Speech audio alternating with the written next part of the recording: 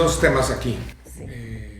La primera es, nuestra política internacional está siendo errática en México. Está siendo errática frente a los Estados Unidos. Está siendo errática porque dilata un reconocimiento al presidente Joe Biden y al mismo tiempo felicita a presidentes sudamericanos en 24 horas. Está siendo errática en no buscar acelerar una ratificación del Tratado de Libre Comercio que tenemos con Europa y al mismo tiempo insultar a países europeos como España. Está siendo errática al convalidar adjetivos como el de hitleriano frente a la comunidad judía y al mismo tiempo pedir que se extradite a Tomás Cerón de Israel. Y está siendo errática en el caso de Perú, en donde habla de que las élites de Perú tumbaron al presidente Castillo cuando los presidentes Lula, Boric o Petro de Colombia respetan los procedimientos internos. Y está siendo errática porque no dice nada del represor y asesino Daniel Ortega en Nicaragua. No ha dicho ni una palabra. Entonces, cuando usted me pregunta por la cooperación militar internacional de México, pues debe estar siguiendo el mismo patrón errático de nuestra política exterior.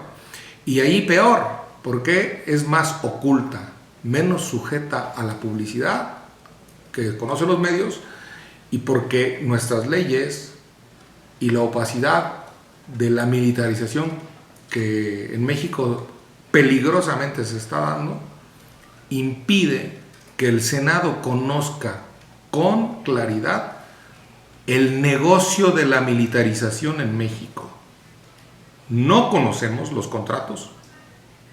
Acabamos de aprobar, nosotros en contra, pero aprobó la mayoría oficialista, más de 300 ascensos de militares y no conocimos sus biografías, el Senado, ni comparecieron al Senado quienes iban de generales, no como en Estados Unidos. No comparecen, no se entregan. Entonces, mucho menos unos contratos. Conozco de los contratos de la militarización en México por los medios de comunicación. Pero sí le quiero decir que el Senado de México no conoce más que un reporte sencillísimo de la Sedena que da aquí, donde dice que hay una producción de armamento y de municiones en unas cuantas palabras de algunos fusiles de la Sedena, que informa aquí de manera escueta, breve. Es lo que conocemos. No conocemos a detalle ni en la Secretaría de la Defensa ni en ninguna de nuestras Fuerzas Armadas se nos da un informe al Senado sobre este tema. ¿Y una comisión especial que investigue? Que no se ha integrado, es la que se integró a partir de la apuesta de la militarización y de aumentar el plazo de 4 años a los militares en las calles, que nos dividió tanto. Ahí se formuló una comisión que no se ha integrado. No se ha integrado esa comisión. La comisión bicameral, por cierto, era una comisión de diputados y senadores. No se ha integrado esa comisión. No pueden decir qué senadores están ahí, ni quién la preside, y mucho menos un calendario de actividades, y mucho menos un plazo de entrega de información, y mucho menos objetivos de información concretos. El mundo militar en México está en la opacidad. Los contratos de los militares, como son de adjudicación directa, sin licitación, están en la opacidad. Y están dividiendo, eso sí le puedo afirmar, están dividiendo a los militares entre unos militares favorecidos por los contratos de una serie de actividades civiles, las aduanas, el reparto de medicinas, la construcción del Tren Maya, actividades meramente civiles que no corresponden a la seguridad pública ni a la seguridad nacional. Y por el otro lado, militares que tienen que ir a combatir al crimen, que tienen que ir a combatir a la delincuencia, y que incluso uno de ellos acaba de morir en Zacatecas, un general, el general Ursúa, que acaba de morir en Zacatecas, mientras otros están cómodamente en los contratos de armamento, en los contratos de helicópteros, en los contratos de tren, en los contratos de algunas actividades, insisto, que son estrictamente civiles. Entonces, se está dividiendo, se está prostituyendo, se está pudriendo con dinero a nuestras Fuerzas Armadas. Y ese es un peligro de seguridad nacional, lo digo por los mexicanos, pero también lo digo por nuestros vecinos. Tanto Guatemala como Belice, para mí cuentan lo mismo que Estados Unidos.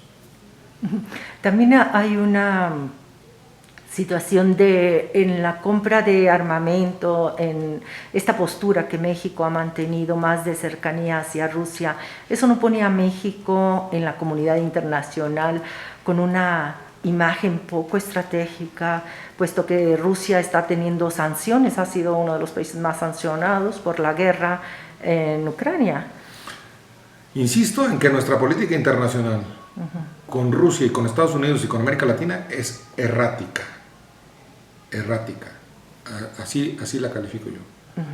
Y digo más, el grupo plural, el grupo mixto al que yo pertenezco, que somos 5 senadores, fuimos y nos solidarizamos desde el primer momento con la embajadora de Ucrania a la sede de la embajada de Ucrania en México, en la avenida Virreyes, en las Lomas de Chapultepec. Fuimos desde un primer momento. Nosotros como senadores no tenemos duda. El Senado revisa la política exterior de México. Un capítulo es el armamento. Yo digo que es errática por lo siguiente: el presidente, el 16 de septiembre pasado, en el día del desfile nacional, el día de la independencia de México, dijo que proponía una comisión de paz en la que estuviera la India, en la que estuviera el Vaticano y en la que estuviera México. Propuso una comisión de paz para Rusia y Ucrania. Y digo que es errática porque propuso al Papa católico, apostólico y romano, cuando allá es una iglesia ortodoxa, tanto en Rusia como en Ucrania. Ni esas sensibilidades existen. Entonces no la califico ni de pro-ucraniana ni de pro-rusa, sino la política exterior de México no tiene pies ni cabeza. Los Ángeles Press, las noticias que no se escuchan en tu país.